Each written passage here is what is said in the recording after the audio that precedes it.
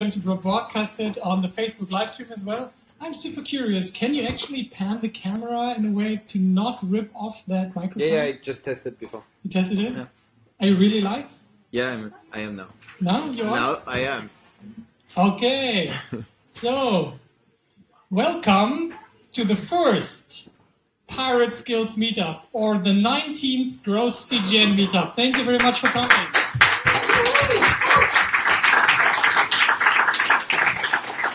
So, you see we got a little name change going on. Formerly this was called a Growth CGN. And we started it last year around March and did it every month. We talked about nerdcore technical marketing stuff and sometimes some softy influencer marketing or social media stuff. But usually we like to talk performance marketing, analytics, and this platform really evolved. We are now around, I think, like 80 people here in this room that are showing up. And about 80 to 100 people is what come here every month.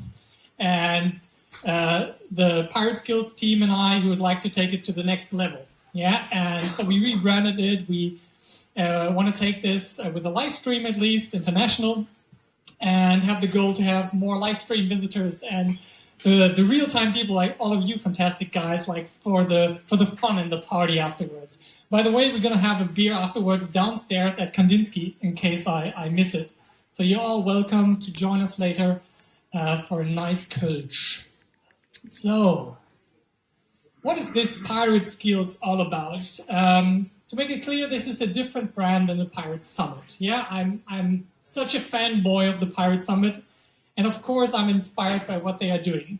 But it's about the pirate spirit, yeah, about the people that say, fuck it, why join the Navy if you can be a pirate? Yeah, people that try it on their own way.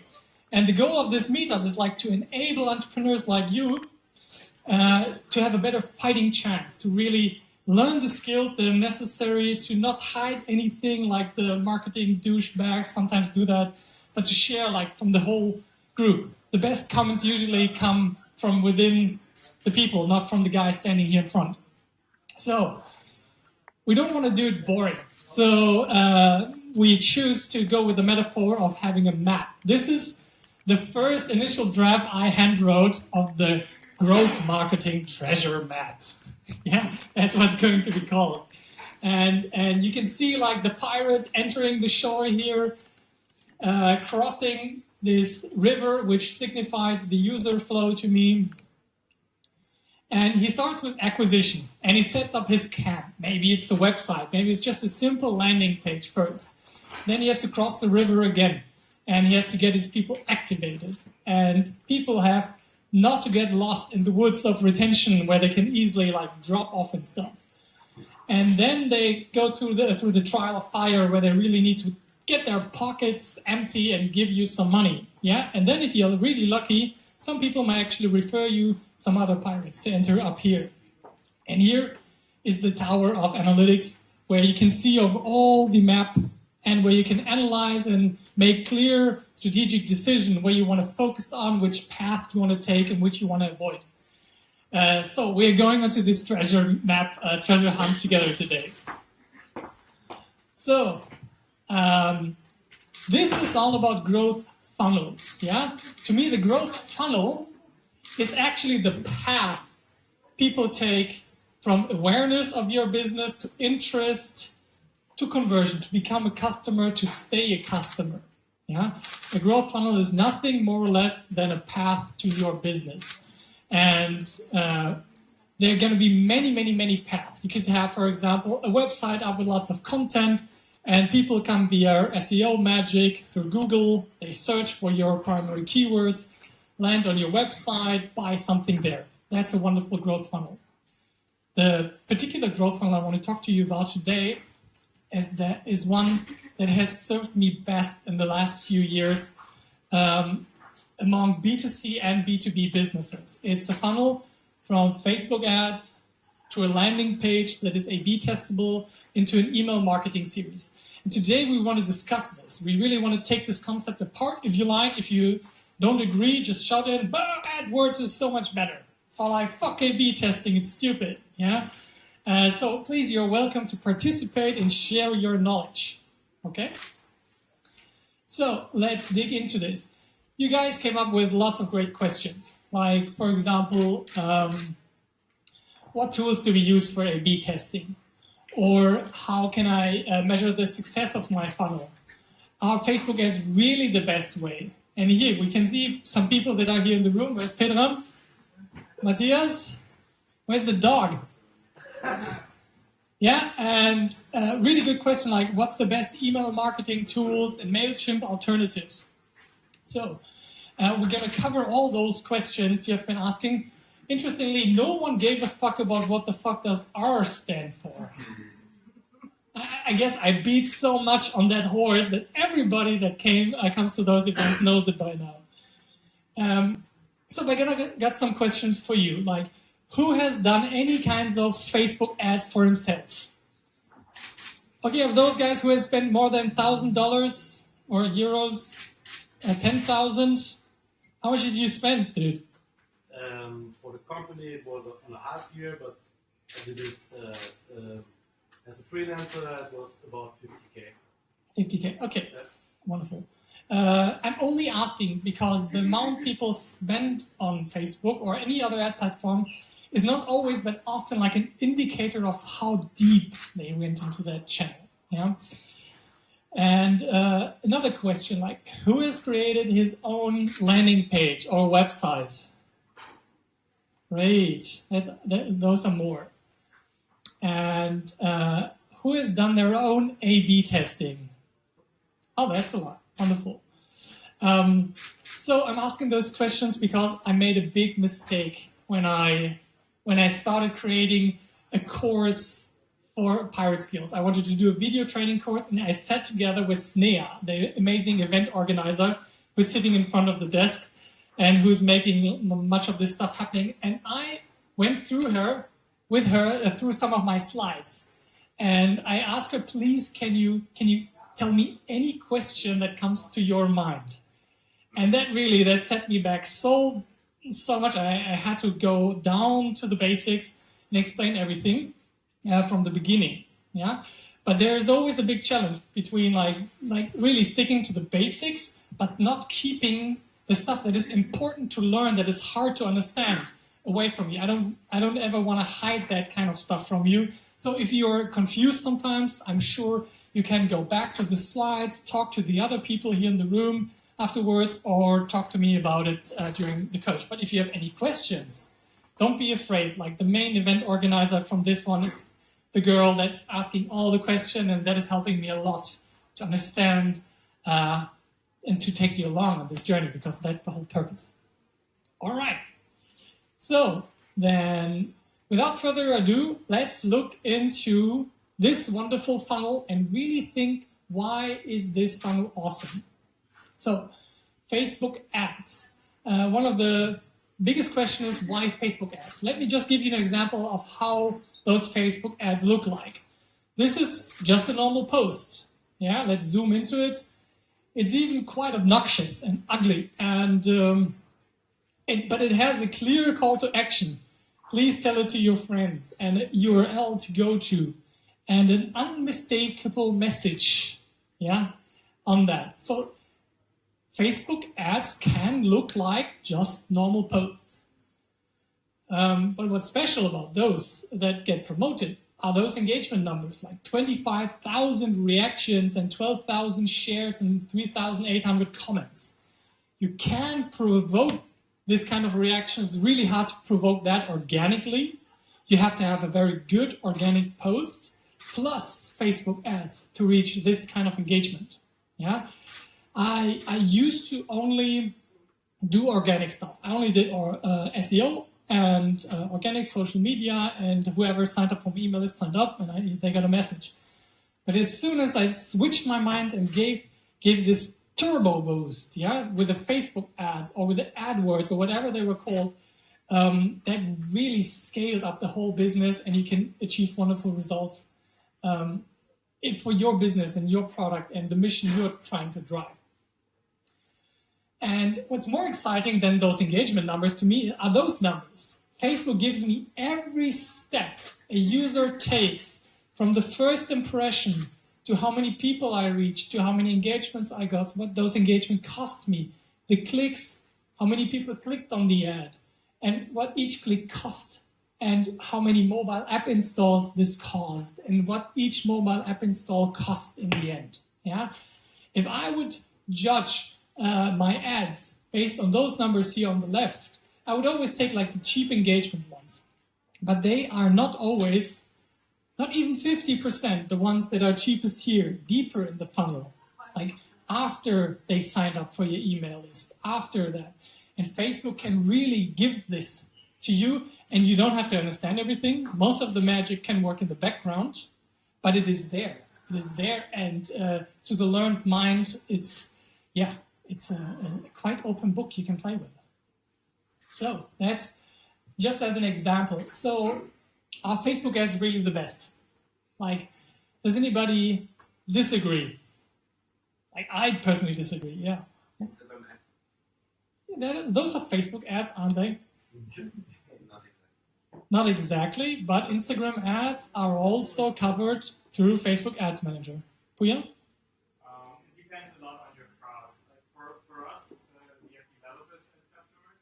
Facebook performs a lot worse than Twitter. Just 'cause it's Wonderful, yeah. the wrong crowd. So developers are not that Facebook eager, I agree.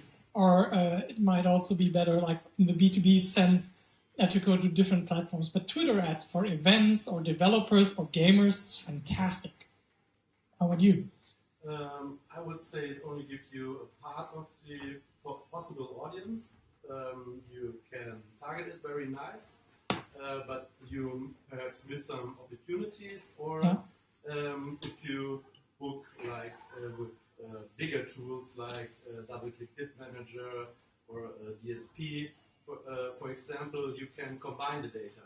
That's really nice. Yeah. You can use the Facebook age data on the web or in apps, and that explodes the potential. Yeah, I absolutely agree. If you can start mixing and matching different marketing channels, especially the data sources for those, this is where lots of magic happens. But why I chose Facebook ads for this basic funnel that I think everybody should have are those reasons. I've made Facebook ads convert in B2C and B2B. I would say it works a bit better in B2C than B2B, which is, these were, for example, terms I needed to explain. Yeah, B2C, like end customer products, like a toy or a book. Yeah, or B2B, where you want to sell something to another company, where you generate more leads than making direct sales. Both works wonderful for me. And it's very often cheaper than AdWords and the others. I love AdWords. That was my first ad platform I tried to master. And I still, to the day, like my second favorite channel is YouTube ads, which is done through AdWords. And then comes Twitter. And Instagram ads are coming up. They usually are still more expensive than the Facebook ads in most conversions, but you have to try for yourself. But this is a really good start. There is the audience magic, and there are several layers of magic here. The Facebook algorithm changed in the past few months quite profoundly. Yeah, you can now take an audience of 1 million people and just say like, do what you think is best for this and that conversion goal. And if you give it a week, it will outperform and last longer than all of your, no, not all, but most of your super highly targeted 50,000 people groups. Yeah, it's really wonderful. What it also provides you is engagement from your retargeting of people who have been to your Facebook page, sent you a message, liked one of your posts. And since Instagram was introduced, if you ever do like one Instagram ad from your mobile phone, that will transfer the audiences to your desktop Facebook account as well. I think they're changing that you don't even have to do that once more. But now you can also access your Instagram users, which is wonderful. And it allows you to create something called lookalike audiences, which are just people that are very similar to the guys that have already purchased from your site or have been to your site a certain number of times.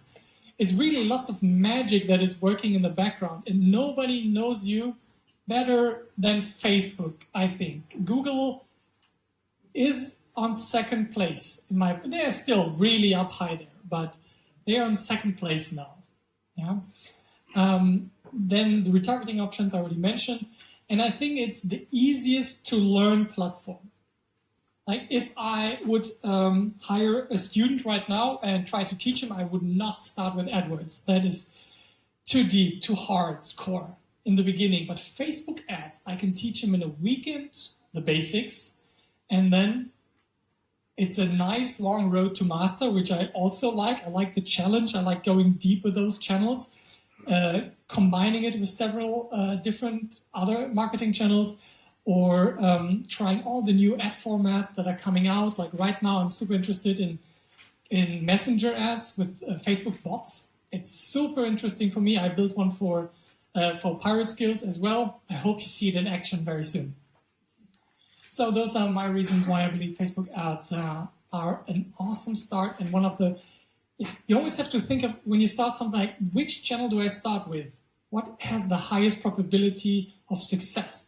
And you don't take your second best move. That's my first choice most of the time.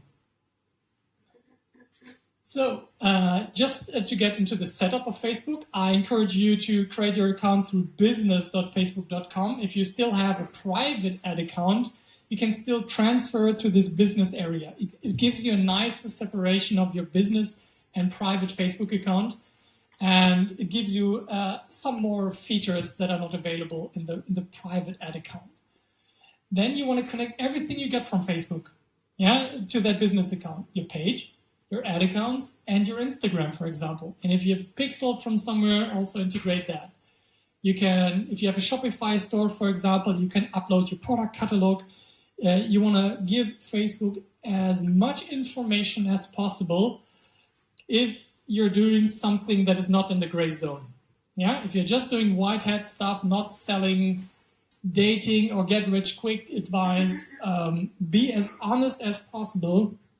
Sorry, I'm standing in your way, right? Be as honest as possible to Facebook and give it as much information so it can really do the magic in the background. All right. That's all we need to say about Facebook, the setup. So let me just give you like my best practices for the main steps that you need to set up such a Facebook campaign, so everybody can go out and try just a $10 Facebook campaign. Yeah, that's my goal for today.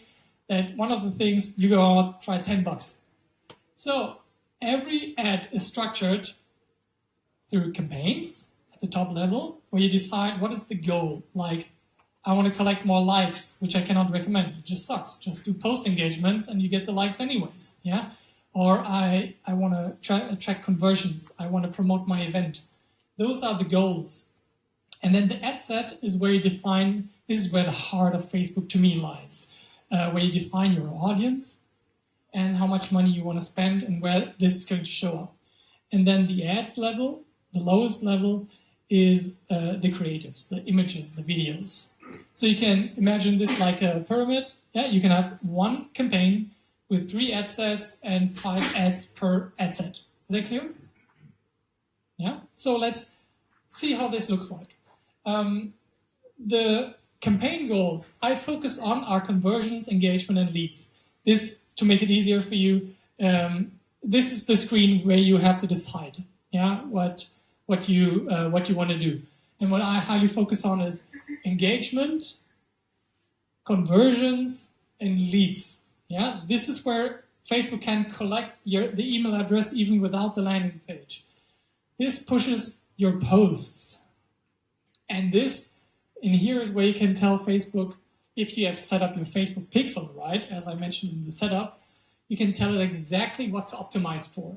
If it is for a sign up, then Facebook can choose the right audience who have shown to have done this behavior beforehand, which is fantastic.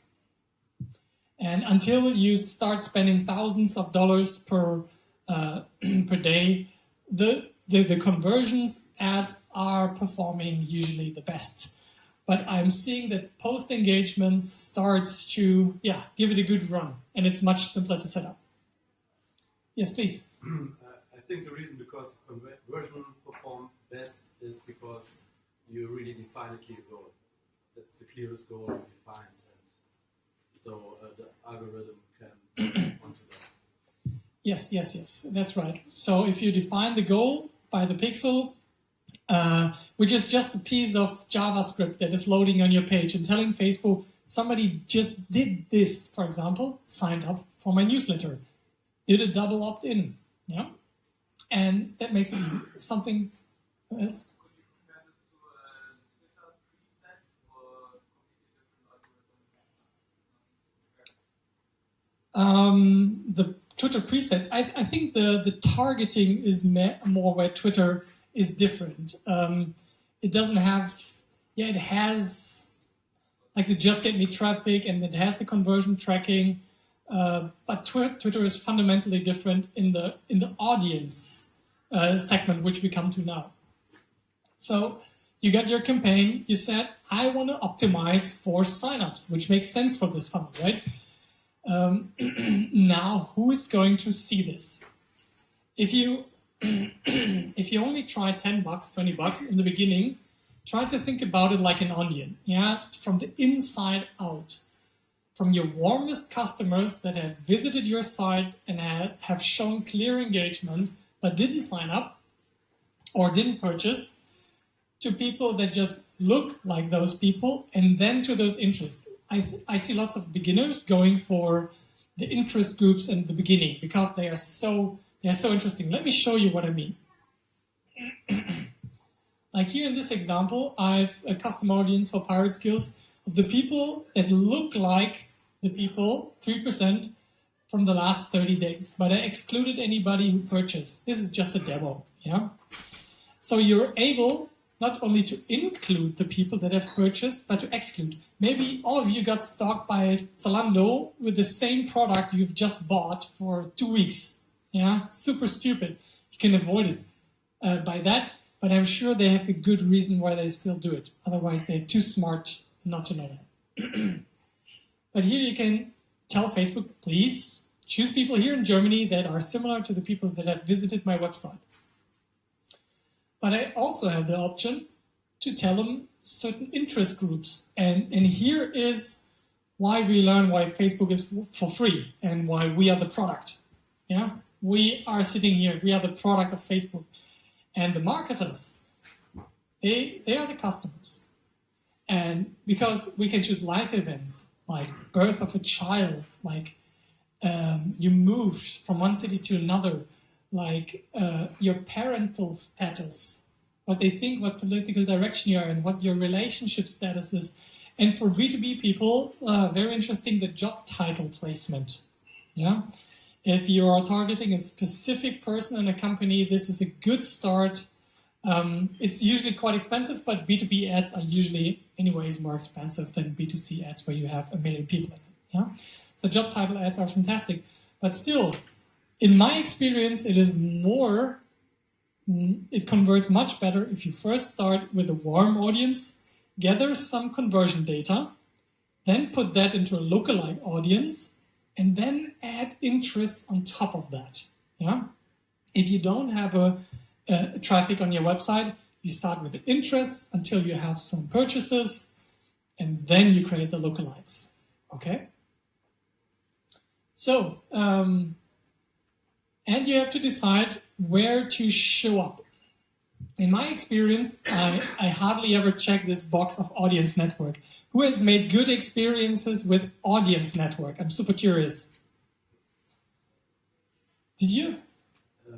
No, I didn't get the Facebook ads via display. I used Yeah. Manager, but I'm not really sure what's behind. Yeah, the audience network is the display network of Facebook. Google has AdWords where you can buy ads, and AdSense, those are the little banners you see on all the websites. And Facebook has built a similar system, and it sucks. It just plain sucks. And I think that's mainly the news article live reviews. Those one have that ones. Yeah. they have worked. Okay. What's quite new in here is the messenger ads.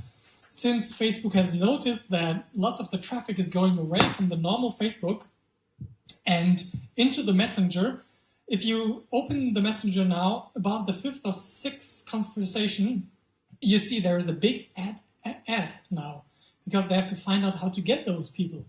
But they are still quite expensive in my experience and not very available.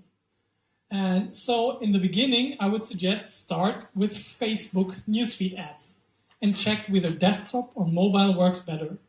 In my experience, mobile Facebook newsfeed ads are what performs best. Yeah, even if people have to purchase. I don't know why people do it, but they purchase with a horrible checkout even on mobile. They're just used to it, and there are so many more people available on mobile than desktop. Yeah, it's really changed around. So if you only have one option, tick the Facebook newsfeed and deactivate anything else. And one good use for the audience network that I have found was to get cheap clicks to your website. The audience network is the cheapest one, but the people don't convert. But what you can do, for example, is get like clicks for 4 or 5 cents to your website and only retarget the people that spent like 30 seconds on your website through the normal channels. That has worked for me. Otherwise, I stay the hell away from the audience network. Okay, don't spend your money there. Alrighty. So then the last part of the pyramid. Now you've decided you want to convert. You have decided to target the people that have visited your website but that didn't sign up for your thing. And now what you're going to show them. You have the option to show them organic posts or normal ads with a video or an image. In most experience, the video performs better than the image, but I found that with older female audiences, the images work better. Yeah, so I just say that as an example. Don't assume that one just sucks. Like I wrote down here, like carousel ads just suck, but they just do. Yeah, just like, if you find one that works, please show me. Yeah, like compared to normal video. The first 2 weeks. Yeah, the first 2 weeks. They look so beautiful, but they just don't fucking convert. I don't know why. Yeah, I think they look too much like ads, maybe. And so prefer video. And so this is one nice little hack that I like to use, that not many people know of, I think, at least. Tell me later. Yeah, please. Yeah, I got one question. So, I forget my hack. you create a video ad. How does the funnel after the ad look like? So, do you like collect leads or go straight to the sales page, or do you retarget on the video visitors? All of the above, but for the sake of this funnel, my only goal is to sign them up for the newsletter first. And then the job of the newsletter is to convert them. Of course, sales will happen, but to me it's like dating. Yeah, if you meet a wonderful woman while going out and you go up to her and say, "Come on, then you will never get a second chance." Yeah. To me, it's the same if you try to sell too hard online. Yeah, then you don't get the second chance. You get the bad rep, and people will not enjoy that. Yeah, you have to optimize for relationship more than for conversions in some cases. So yes, I retarget the views. I love retargeting video views. This is one of the reasons I also prefer videos over images. Yes, there are sneaky, beaky ways to do that with images, but not available to the general public. But you can retarget anybody who has looked at your video, and the steps are like 3 seconds, 10 seconds, 25 seconds, or percentages, like 10%, 50%, 95%. You can really show people like a storyline. That's what I love to do with video ads. Yeah, I start with the beginner video where I focus on the problem. Blah, blah, blah. Do you have this and that problem? And would you like to do anything about it? And this is a video that goes 1 minute long. Yeah. And everybody who hits 30 seconds gets to see the second video. Yeah. So I take them along a storyline. It's like retargeting, but on an ad level. Yeah, so you can really take them along the journey, because the truth is 90% of the people on your website do not sign up. Yeah, and I get the chance to retarget them here and tell them a nice, sweet story and to help them progress through the information I have for them.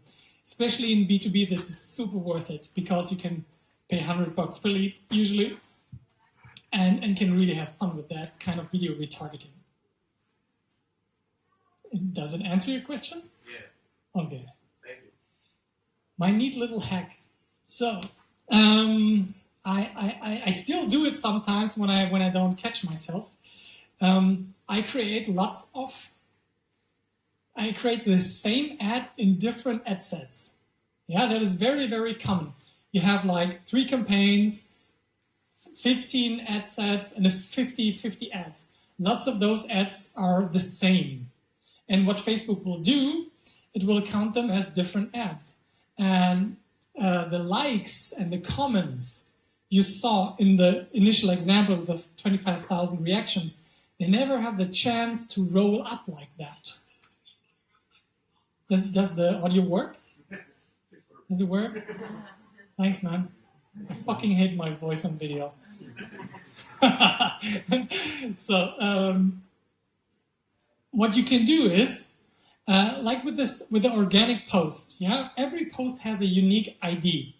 And you can always use that ID, but not many people know that ads have their own ID as well. And you can take any ad that has worked in the past, for example, quite well, that has, let's say, 100 likes and a few comments that you like. And you preview the ad, and then in the URL, let me show you, it shows you the ID. Here, for example, you might have seen this video where I explain what this is about, this meetup. And this number over there is this post's ID. Yeah? And this could be an ad or a normal post. And then if you use the post engagement ads, you can just say, please use this existing post. And you can use your past ads that have performed again and again and again and load them up the same way I did with the Wayguard example. Yeah? Because the increased social proof you get through that kind of reactions and shares and comments will increase the conversion rates, because people believe it much more easily. Yeah, if they see that a post is very loaded. So that would be my sneaky trick for today for the Facebook ads department. Questions about that? Alrighty, buddy. So an example here with concrete numbers that I have shared a few times already would be this wonderful post. We hired the highest paid model we could find, and we made him show his product, and he did this 9-second video.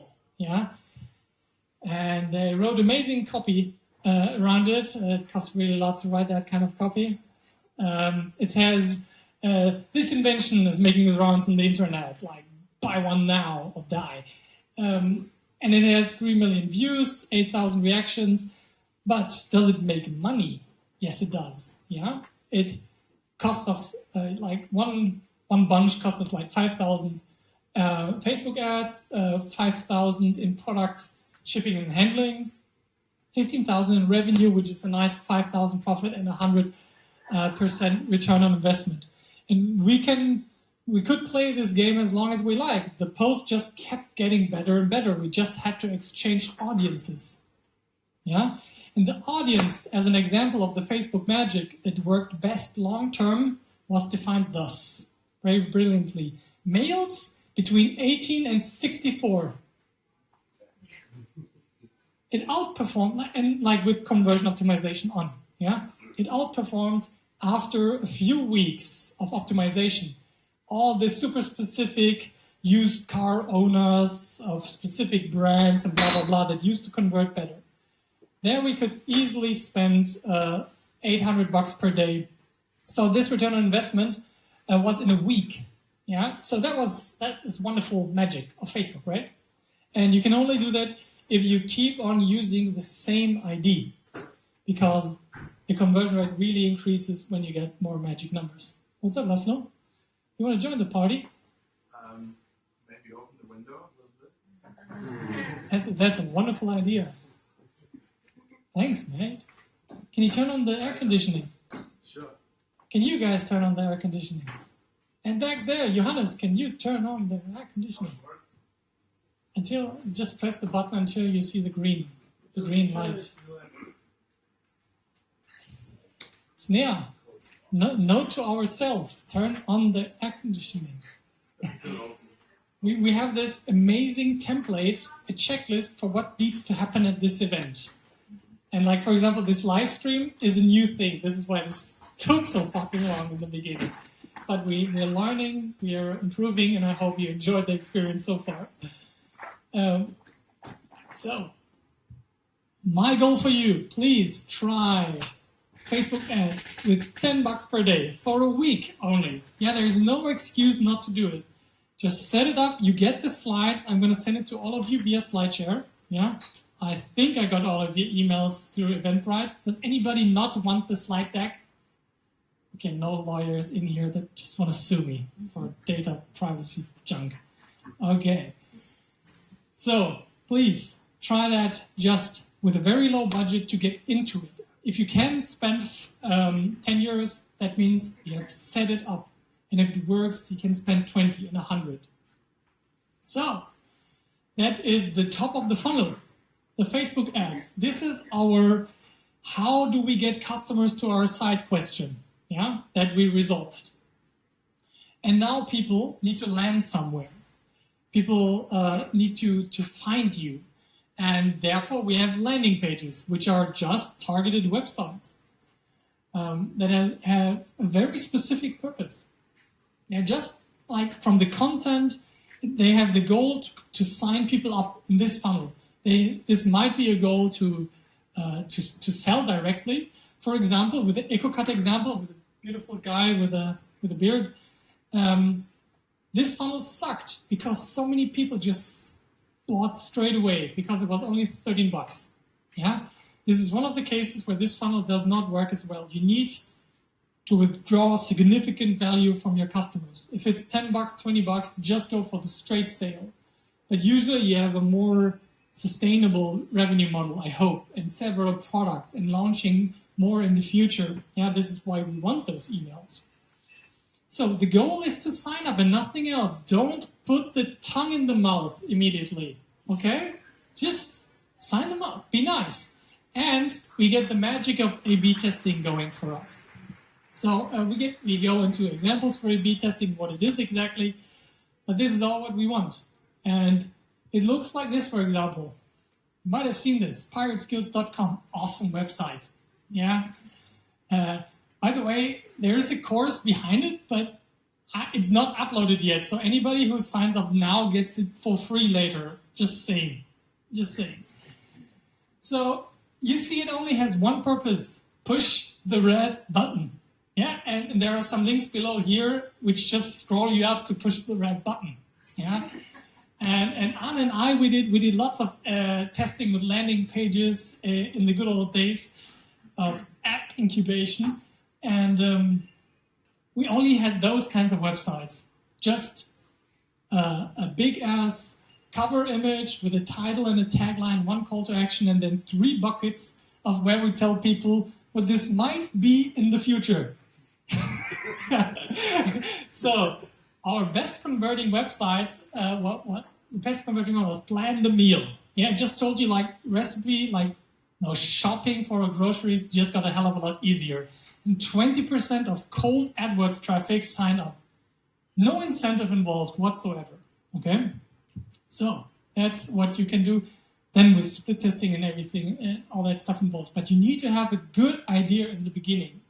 So the questions you had that you brought to that is, what are the tools that we want to use for A/B testing? And is Google Optimize any good compared to Optimizely? Those are 2 different tools, one that costs 800 euros a month, and it starts at 800, and one that starts at 0.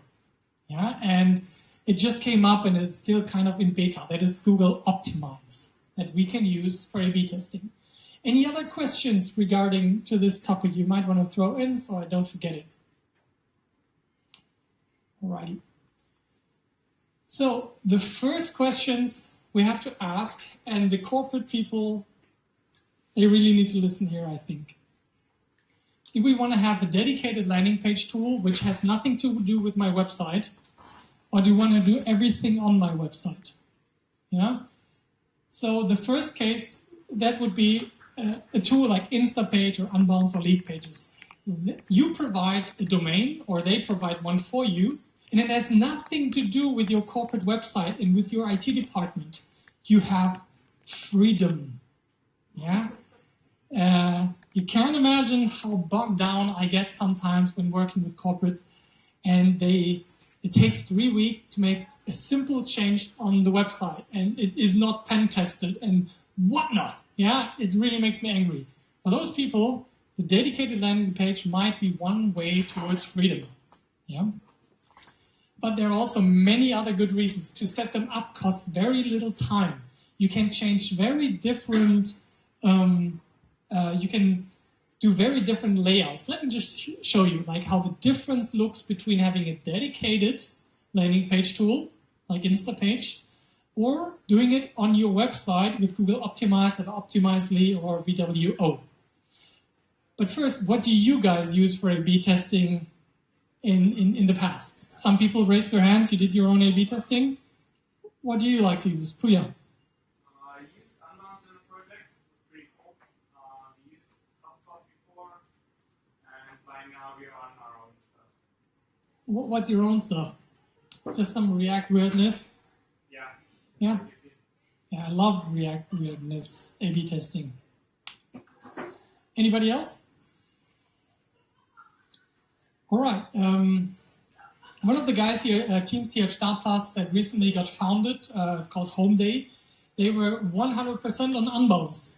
Yeah, they had a 5-step funnel, and nobody, not even the CEO, was allowed to just say, I want this on my website. No, it all went through an A/B test before they took the time to tell developers what to change. Wonderful, wonderful. So let's look at Instapage. Why Instapage? It costs $50. God, I always get like a backlash when I suggest paid products. This is going to make the money back so fast you won't believe it. Yeah, it's just if you spend money for ads, this is your second best investment you can make. Yeah, decent A/B testing tool.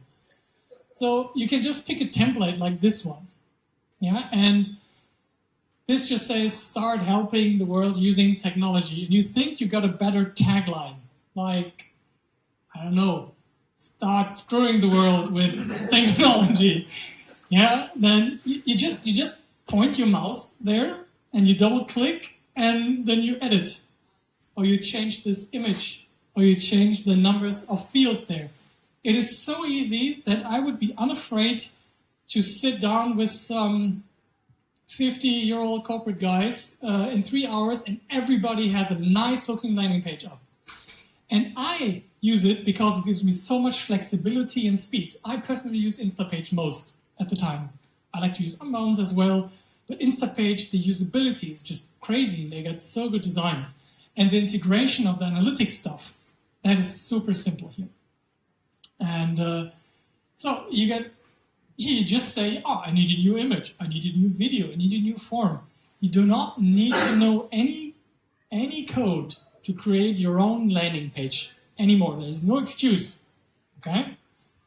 And if you want to set up an A/B test, it has this nice button up here, create an A/B test. There.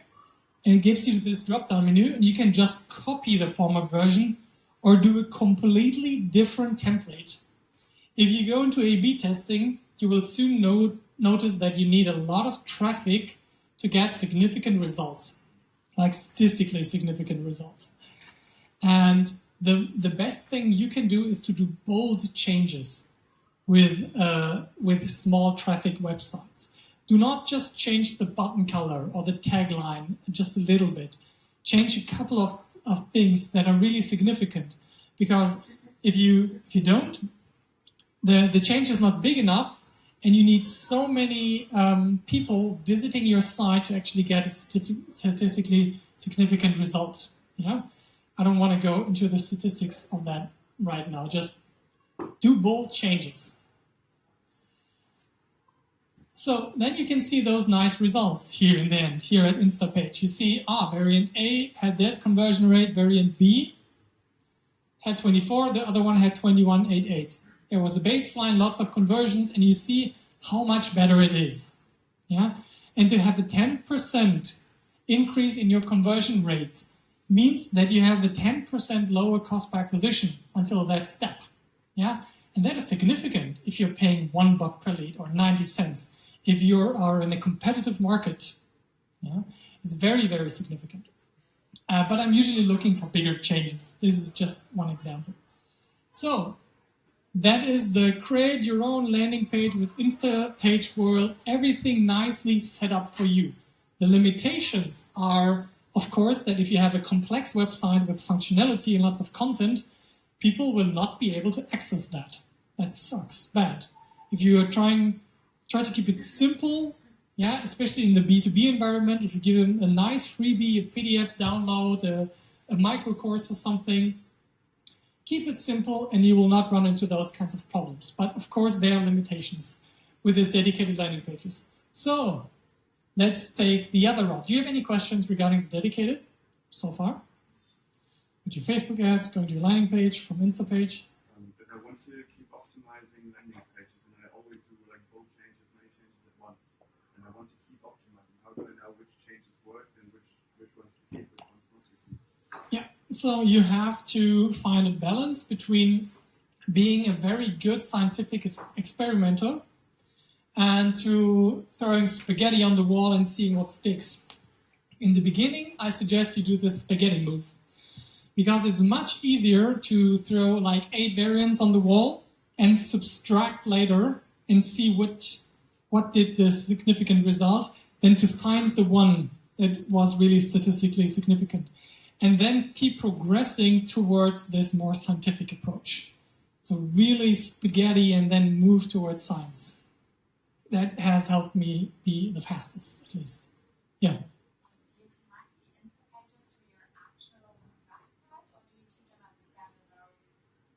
With Instapage, I like to keep them on a separate, like on a subdomain, like lp.pirateskills.com, for example. Yeah. But still embedded in your website environment. Just the navigation bar I usually copy so that people can easily switch to the main navigation. If I even want to do that, I usually want to avoid navigation on the landing page because I want people to do one thing. I only throw them one ball, and they take it or they don't. That leads to the highest conversion rates.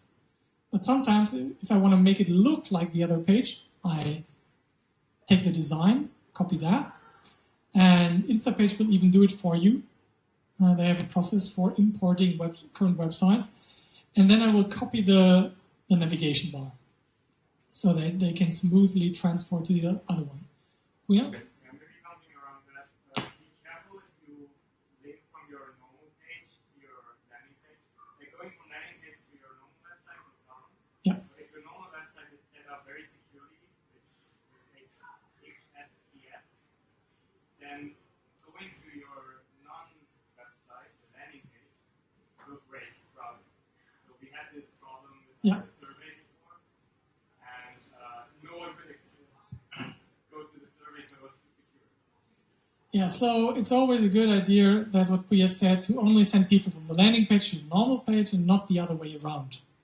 You mentioned Yeah, something? don't forget to repeat the question so that the people there can also hear it. Okay, thanks.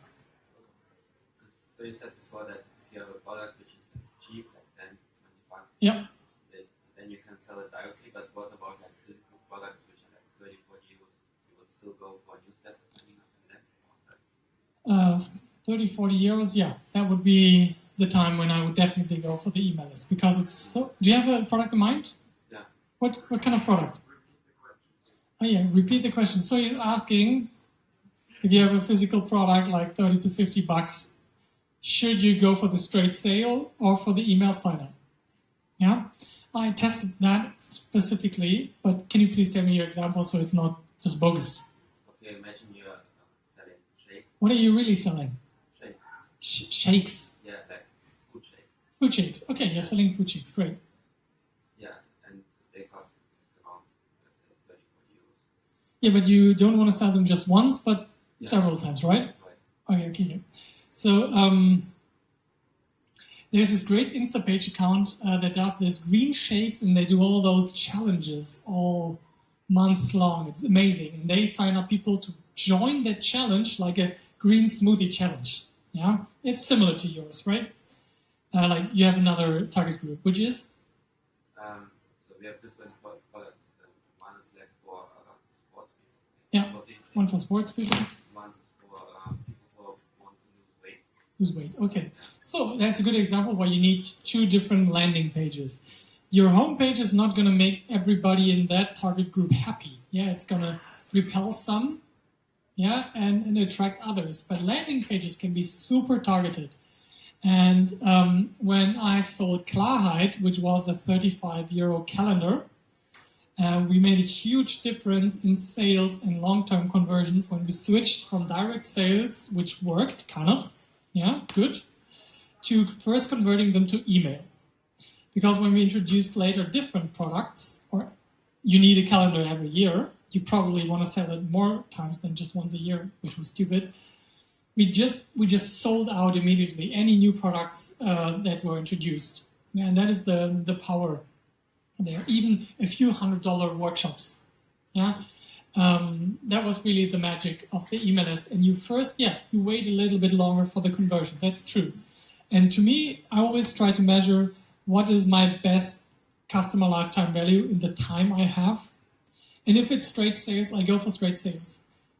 But in 90%, I would go that way and at least try it. And now you have to think about what would be a valuable freebie for your customers that you could offer on your landing page so that you get a 20, 30, 40% conversion rate.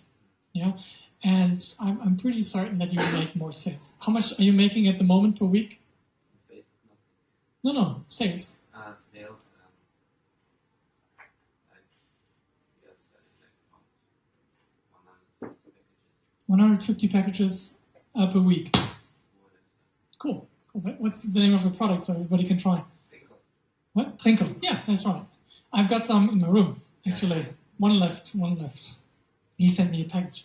Yeah. Sorry, I didn't recognize you immediately. All right. So that's your question about that. I think that is the prototypical example when you should use this funnel. Yeah, because you want to sell again and again and again. Yes. At what product cost would you change things up, like use a ClickFunnels or something else? Like when you would change from the straight? And related question, someone mentions the SEO quality of Instapage and these kinds of products. Like, Yeah, because is there an upper limit? No, I would let the customers decide on when they feel comfortable to buy directly. That is very good for cash flow. But you, in my opinion, you always, if you have a good way to sell something, again, if you're one-off sales, like EcoCut, you don't buy that a few times. Yeah, don't do it. Don't do that. But if you have a plan to have a multiple purchase or an upsell or downsell later, email is the best way. About the landing page quality, I don't use them for SEO at all. I even tell Google not to index them. Yeah, I use the no index tag so that Google doesn't list them because, for example, I use them for pricing tests. I don't want customers to stumble upon different prices than what they can see on the website. And for SEO, they straight suck because they usually are just 1 or 2 pages at the maximum.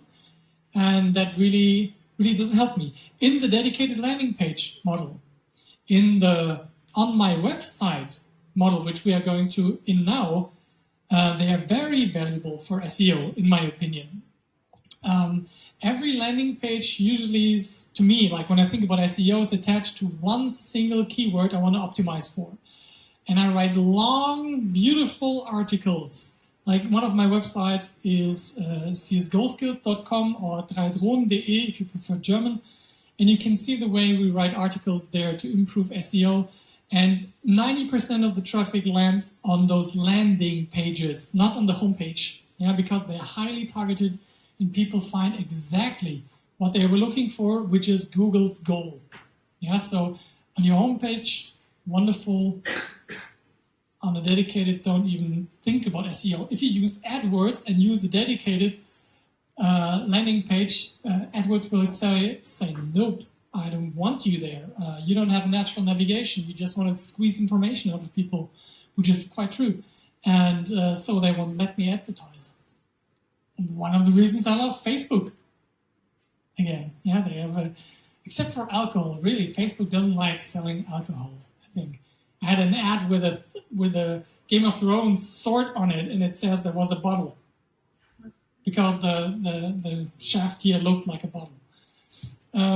All right, so shall we dig into that other way of doing it? So if you feel a bit more nerdy, yeah, like I usually do, I love to use Instapage, but I always have one main website as well. For example, pirateskills.com. Yeah, this is a teachable website which hosts the course content and informs people about the events and stuff like that. I want to play around on my live website. I'm not that interested in landing pages there right now. So what I can do is install Google Optimize. If you have Google Analytics installed, that is pretty much the same way you install Google Analytics. It's just another JavaScript script that you need to bring to your website. And for example, I have a tool called Segment, which manages all of my tags.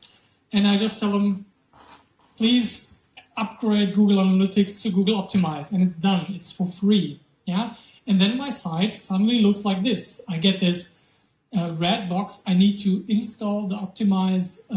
This is the Optimize plugin for Chrome. It only works in Chrome, sadly. And now you get this nice block, and I can, again, just hit that field I want to change, and it will auto frame that, and then change the text, or input a video, or, for example, in this case, in this example, I wanted to change the tagline from the growth marketing treasure map to level up your marketing skills and increase the size of the whole thing. So this is how the back end of Google Optimize looks like. You just say, create a variant here, new variant. And then the same thing happens that you saw on Instapage. Yeah, you just click and change. And if you're a more experienced developer, or like you don't need to be a real developer to do this, just understand some front-end code. Yeah, a bit of HTML and CSS will help greatly with Google Optimize. Yeah, if you want to make a bit deeper changes. Just create a variant, and then the site looks like that. A bit bigger, level up your marketing skills, join the crew.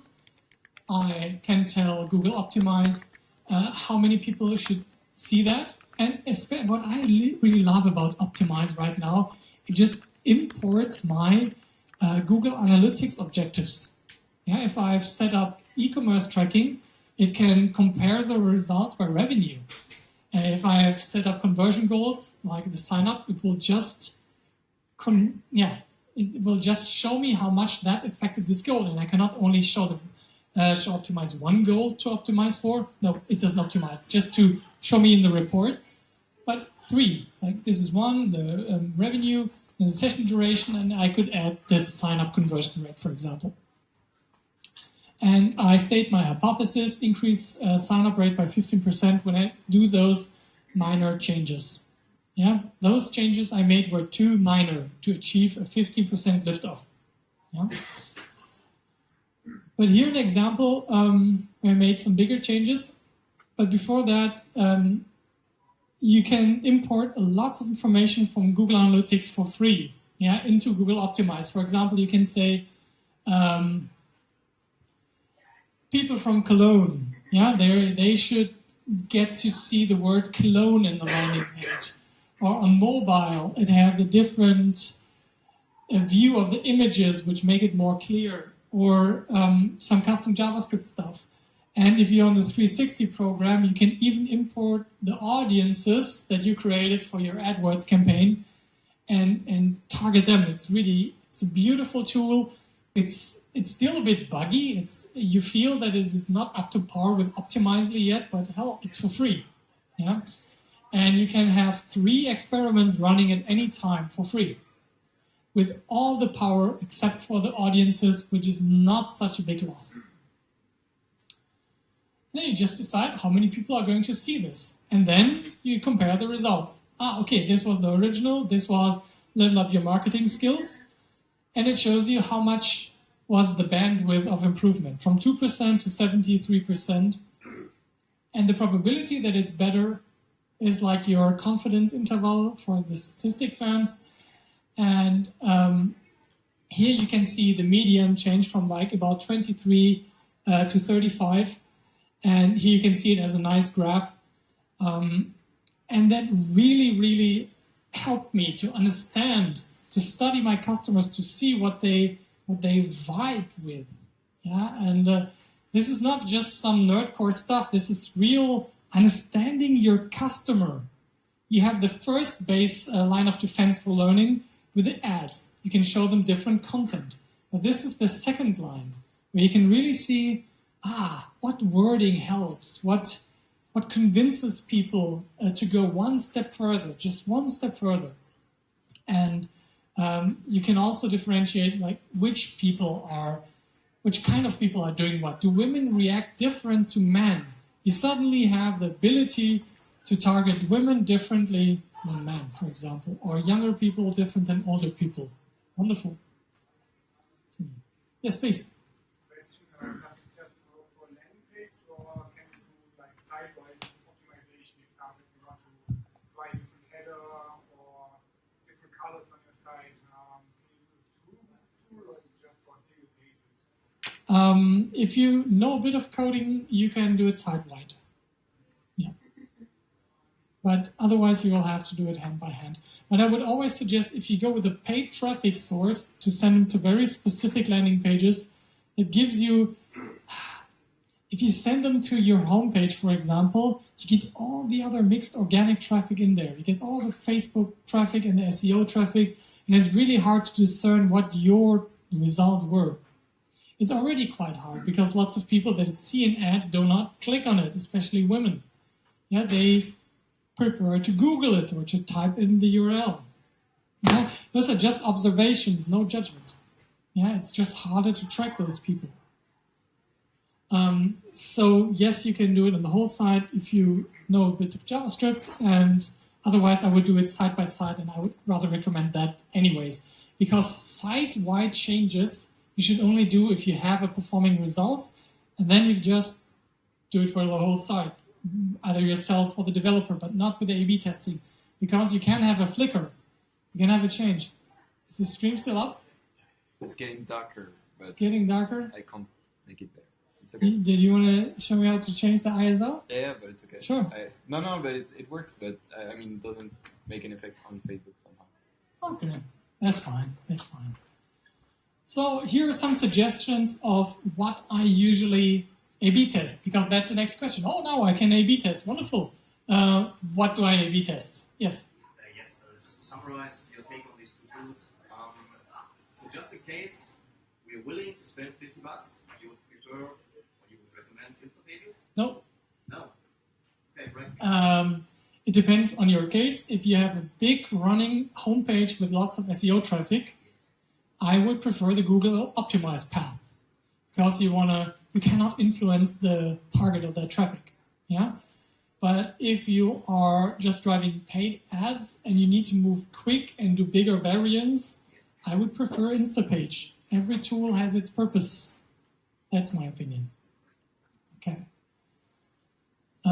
So you want to, of course, change the title of your page, the tagline, the call to actions, what's written in the red buttons. And you want to change all the images you have, especially the background images, of your page from the big cover in the beginning. You want to change what benefits your product provides, because you usually cannot name all the benefits. You always have to choose a few that work. And you also want to change features that you put into the center of the primary landing page you have. And you might even change the story you're telling to cater to a certain gender or age group or interest group. You can do all of that, and those are good starting points to A/B test. Okay? So, let's look at the clock. It's 20 past 20, and I would like to invite you to just try one A/B test for 1 week. Yeah? Set up one Facebook ad campaign and do one A/B test. It will open your mind to the possibility. Don't do all the fancy stuff. Make it simple for yourself. Keep it as simple as possible, see the results, and then ease yourself into it. And if you feel confused, just look up what's the next step. And if people from the audience can help, they're usually more than willing to. We got this Facebook group. I would love for you to say like, oh, I got this problem. I can't get ahead. Could somebody please help us? Yeah. The Pirate Skills Facebook group is just for that case. So let's say you have your Facebook ads and your landing pages, and now you want to send some emails. Let's do that quickly. Why emails? Yeah, to me, email is the best relationship building tool and the best sales tool. Yeah? But the focus in the beginning is on relationship building. Yeah? Remember about the tongue. And it gives you a great amount of independence. You can take your email list anywhere you go, yeah, from your project. If Google decides you suck or you violated, they take you off. They even took off BMW for 3 weeks, yeah, from the search results. They have no scruples. Or Facebook, like especially with the normal organic results. We hardly get any organic traffic from Facebook anymore, right? They make us pay for it. But email gives you independence of those channels. And with Klarheit, I felt when we hit the 10,000 email threshold, that this project would be really hard to kill. Yeah, it was like, no, we cannot fail anymore at this moment, at this point in time. But we also had a quality email list. And 25% of the people on the email list actually bought the product, which is quite high. And it gives you an unexpected benefit that many people do not think about, which is retention. If you have been a bit in the app game, you realize that lots of people leave your app or uninstall it. But if you have an email, like for example Slack, like Slack, they send you an email if you don't check your notifications. Yeah, that increased their retention rate immensely. It leads people back into the user experience. So you have any good reason to send people regular email about the activity with your product or anything. Do it just for retention's sake. Fuck conversions. You keep your people. And the people who have not converted yet have weeks and weeks to convert later. And I'm going to show you what I would suggest how you structure it. Yes, your question, please? Yeah, regarding the email list, what ratio do you have, like, content to promotion when you send out? Jab, right hook.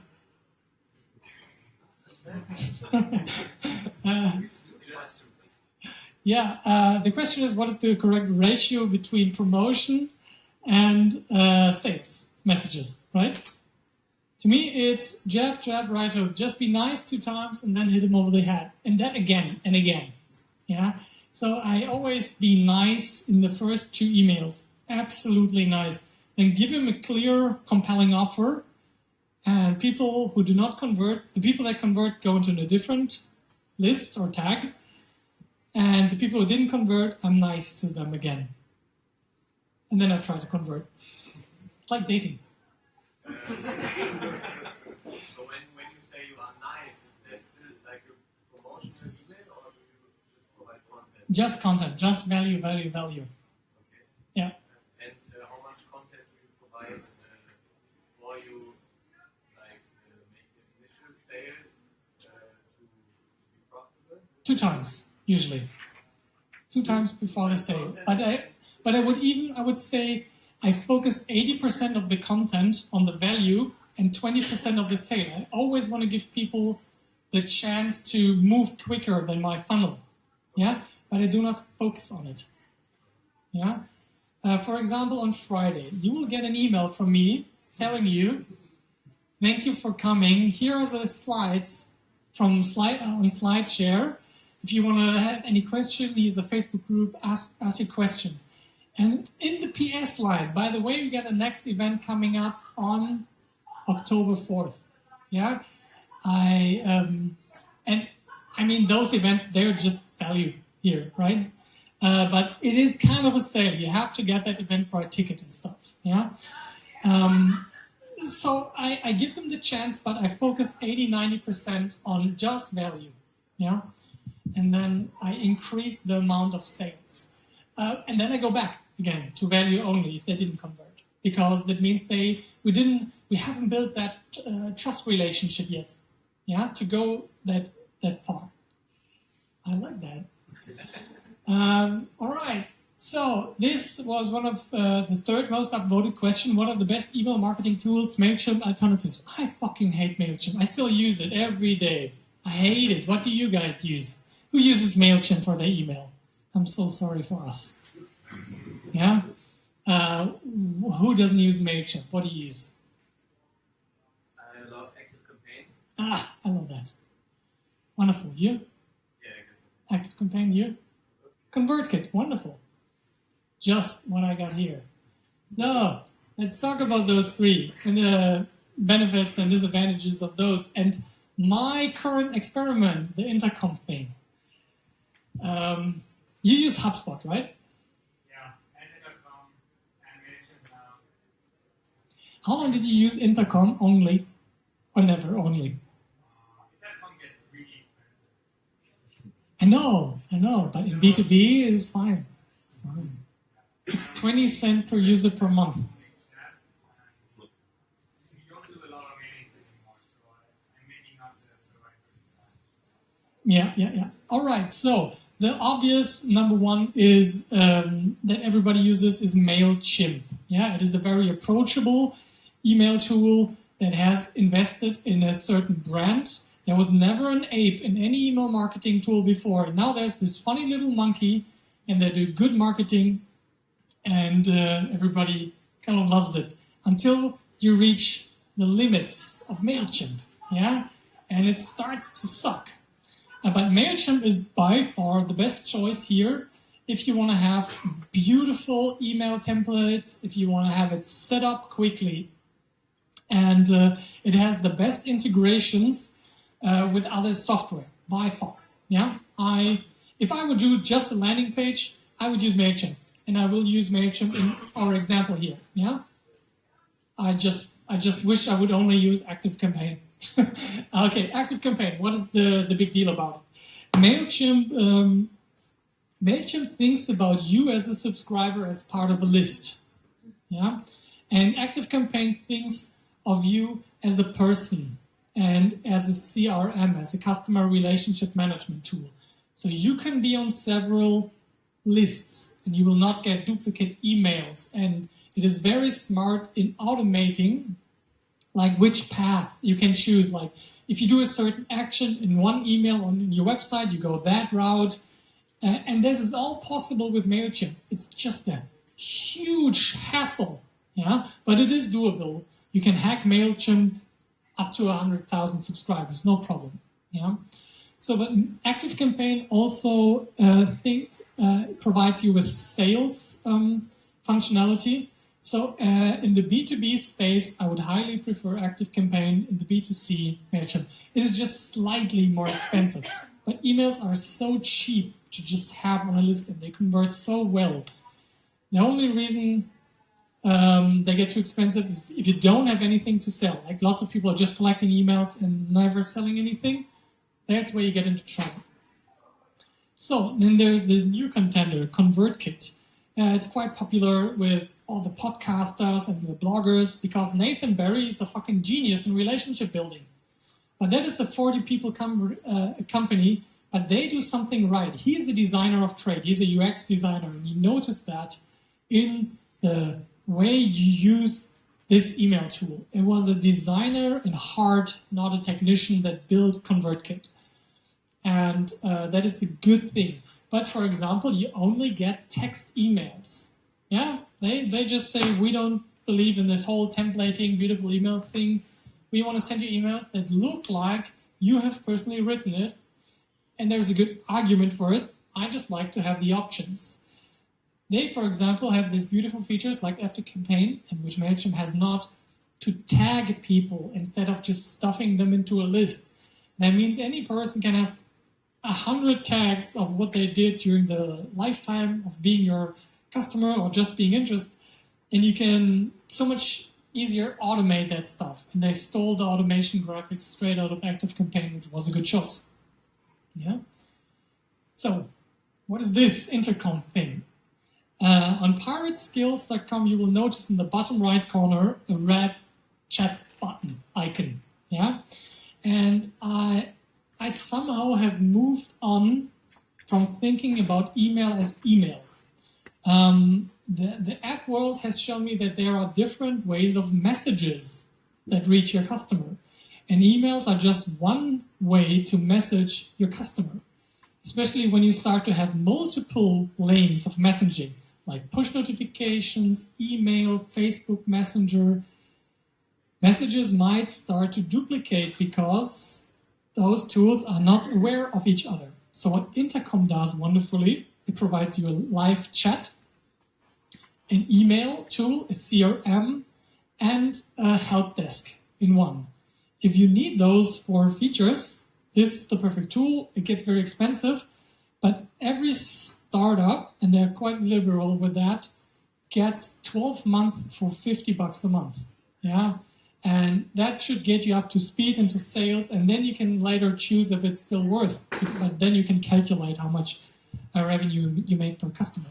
But until then, I'm really starting to love it. Like if you are talking to me right now from the website, I get a message here on my phone, and I can chat with you. It's wonderful.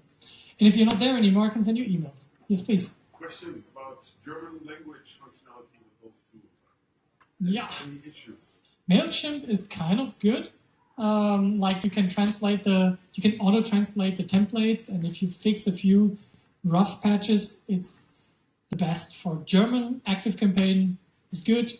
How's ConvertKit for German?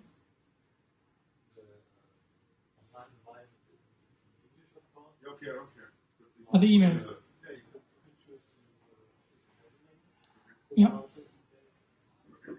And Intercom detects where you're from and suggests languages to you, like what you want to use.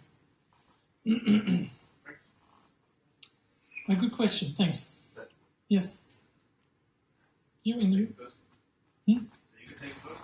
You go first. Come. How do you feel about Infusionsoft and ClickTip? Or what are the disadvantages and why are they not on these lists? Yeah, wonderful. I fucking hate them, but let me go into depth. Okay. The question was, what about Infusionsoft and ClickFunnels? No, not ClickFunnels, ClickTip. That's the number one on my hate list. Okay, let me start with the ClickFunnels. That's the ClickTip. That's the funniest. There is this weird habit of German software developers to badly copy Anglo-Saxon software in a complete Euro-ugly design, which hardly any sensible value add whatsoever, and they have such good relationships to the German content providers that they feel obligated to use them. Yeah, last time we were at Gedankentanken. Yeah, and sadly, they are in this trap. The Digistore ClickTip combination is my worst nightmare. If you could just change that to ActiveCampaign and Shopify, conversion rates would go through the roof, long term especially. But Confusionsoft was your next question. And it has a few €1,000 setup fee. And if you are, if you are above a few 100,000 in sales per month, that's a good place to look. Yeah, but if you need a dedicated person for that, it's like having a Magento store. It's just as beautiful, but it works and it does more than you can do with those tools. But have your dedicated person for that just that one tool. And then it's cool. It's pretty cool. Yeah, you wanted to say something. How difficult is it to switch from Intercom to the other one? I think it is quite difficult to switch to another tool that has tagging, like ConvertKit and ActiveCampaign. It should be quite easy, but you would have to first rebuild all the templates on the other side, then import your customers, tag them correctly. The biggest problem that I usually have with a MailChimp with that is that I do not know where my customers are in the automation cycle. Like they get 6 emails from me, and I want to import them to a different tool. I have no chance and no clue where to put them.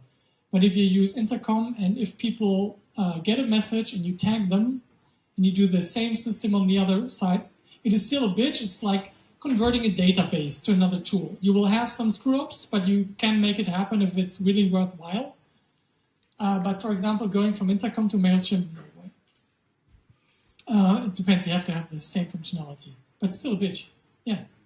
Yes, if I was to consider to avoid Digistore altogether from the very beginning on, in order to Respect. use these email tools that you just recommended. But I hear a but. Yes. So, what part is the guys going to give me? What sort of advice can you give? Okay, the question is, he has tried to avoid Digistore and those kind of tools, and yeah, he still has ended up there, and he wants a piece of advice. Anybody who wants to take that, then I don't look like a hater like I usually do. But I take it. What are you selling? Online video courses. Online, yeah, perfect. Yeah. My opinion is keep the affiliate part in Digistore, but treat your own customers to a proper user experience. You will not find as many affiliates on any other store, especially if you're selling German information products. That is the place where I love Digistore, finding affiliates. Yeah, but I try to treat my own customers to a proper user experience with checkout and with everything that is possible. Have you looked at ClickFunnels? I really hate that one, but it sounds like a tool for your case. Why do you hate ClickFunnels? Okay, let me finish that question first. Maybe we do that during the beer round, because I want to keep it much. Let's talk about it during a beer. Yeah, that would be a good place. But the message is still treat your users to a custom experience and let the affiliates be affiliates. That's fine. That's cool. That's best tracking. Yeah, even though I always feel screwed as affiliate. There was another question. Otherwise, we will look at this MailChimp example really quick. So think about your email list as a list. And if you're a MailChimp, now we are in the MailChimp world. Yeah, and we are starting to love MailChimp. Just do one list. Yeah, you will get screwed when you have 5 lists. If you have a B2C and a B2B list, that is a good argument. But usually you want everybody in one list so you can add them to groups and segments. Yeah? And then you, with those tools, with groups, you can do all the tagging you like. This is where you hack MailChimp to do pretty much anything you like it to do. And groups are like attributes of your email list. I try to have MailChimp or whatever I use to have as much information as is legally possible, yeah, about my customers, so I can segment them properly based on attributes. People has bought this and that course, but has not bought that course. How about I promote that course? Not the standard email. Or he hasn't been active for a long time. I send him an email like, dude, if you're not getting active, you have to click this link or we'll kick you off my list. You can then select people and re-engage them and have a bit of fun. Or the famous "Do you hate me?" email is also a very good one to re-engage people that have been active in a long time. I think it explains itself. So you got your list, you got your subscribers and groups. This is how it looks like. That might look familiar to you. Okay. So here you got your subscribers from your different products, and those are 3 different businesses. Yeah, you get atrocious open rates and even worse click rates.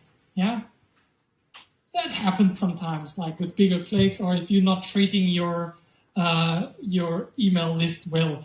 You should have something like 20 to 30% here in the open rates, and like a 5% click-through rate is expected. Anybody who has way more amazing numbers and wants to tell secrets? Email lists. Okay. So, but then you send people campaigns. Yeah, you got those people on the list now. You have different types of campaigns. Guess what? There's A/B testing in MailChimp, which is very good in MailChimp, I think. You get templates to pick from. You write the content. You split test subject lines. This is the only place where you can influence the open rate of an email.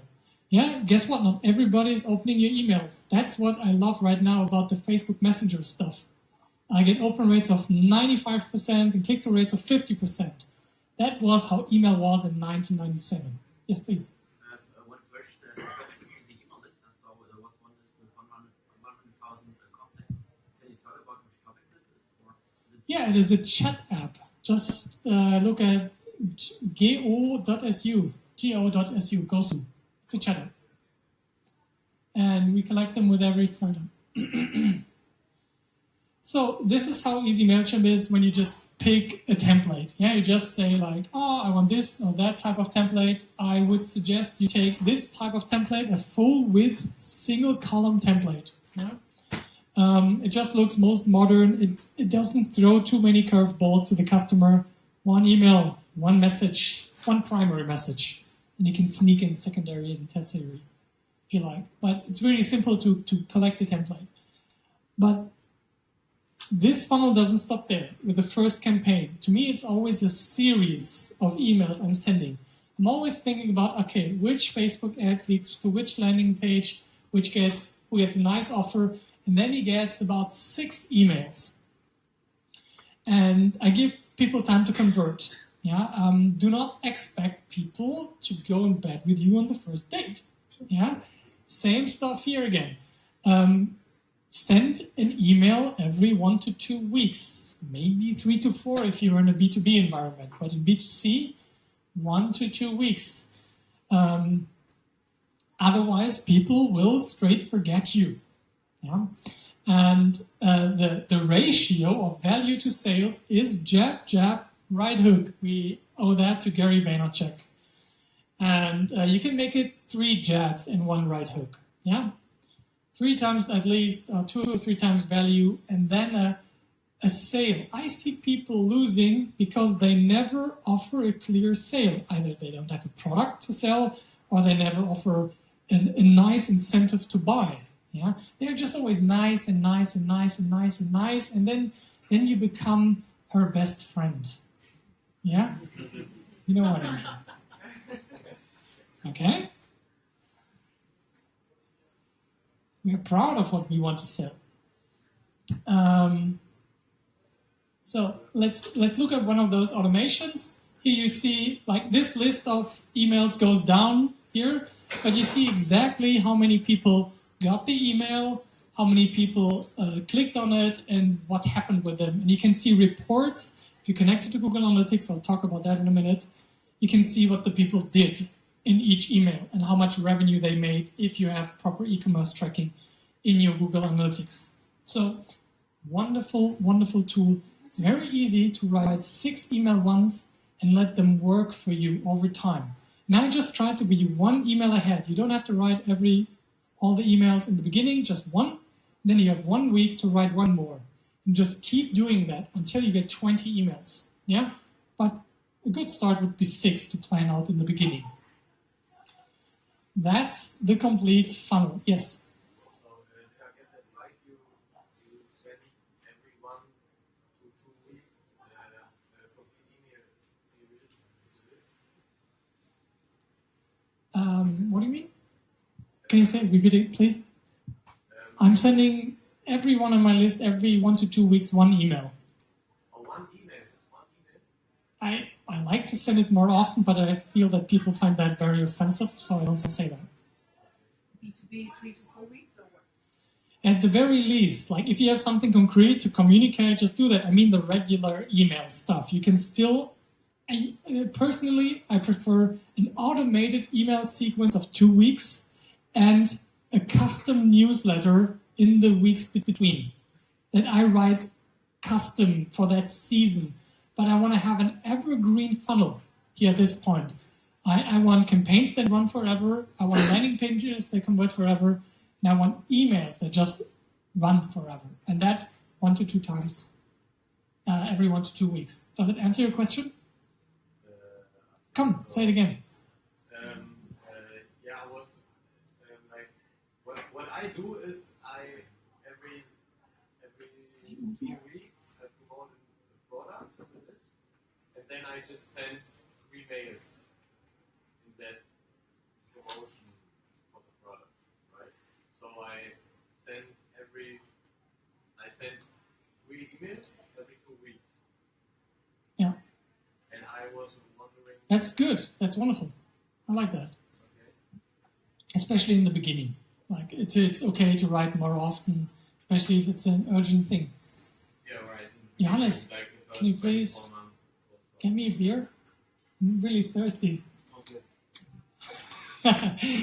Okay, guys, let's hit to the end. Because people ask, like, this was the most upvoted question. How do I measure the success of my funnel? I don't want to go deep into that. We had a Google Analytics or Analytics event in the past. You can just watch the live stream. Here is my setup, the basic setup. Okay, the Facebook ads. I focus on Facebook Analytics and the Ads Manager. I get the information from the pixel in the Ads Manager. You saw in the Wayguard example that I can see all the numbers in the Ads Manager, which is wonderful. Yeah. On the landing page, I have the Facebook pixel with Facebook Analytics installed and Google Analytics. This is the only place where I can nicely combine those 2 pixels.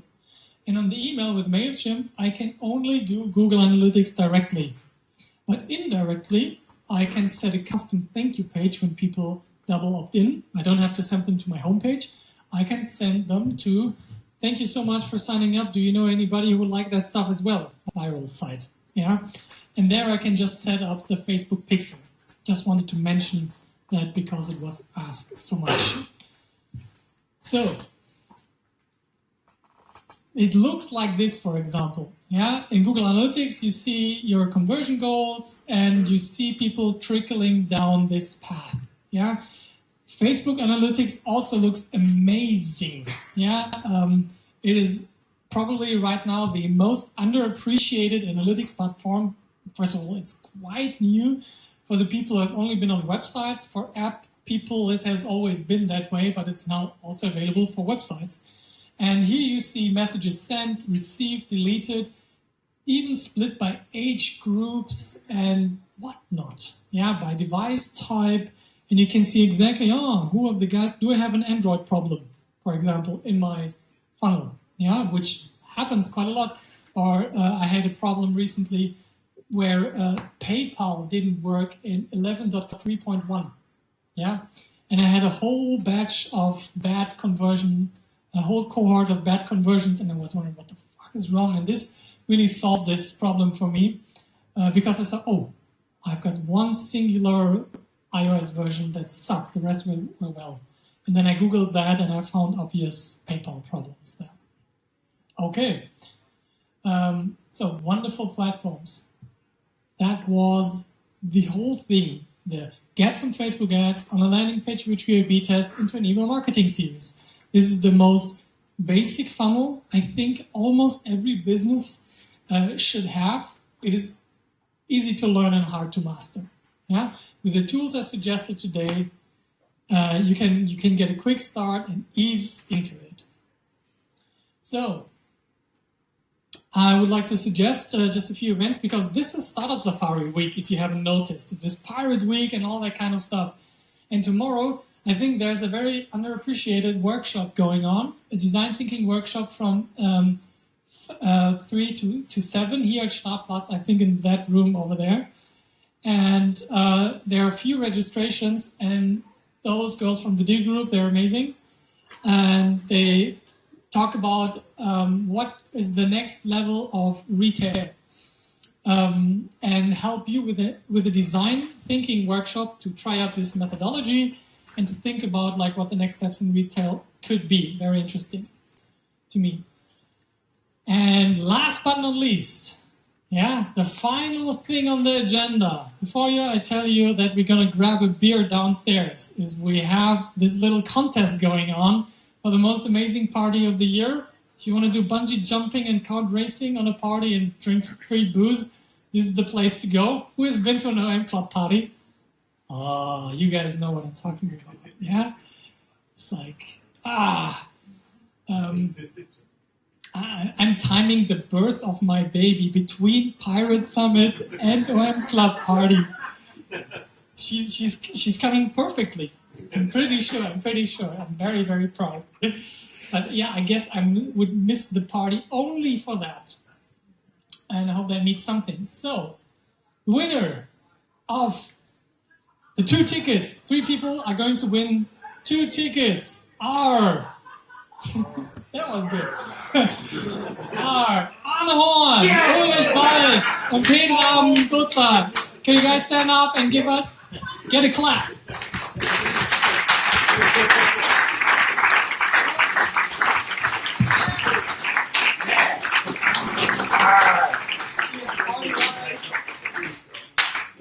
Wonderful, wonderful.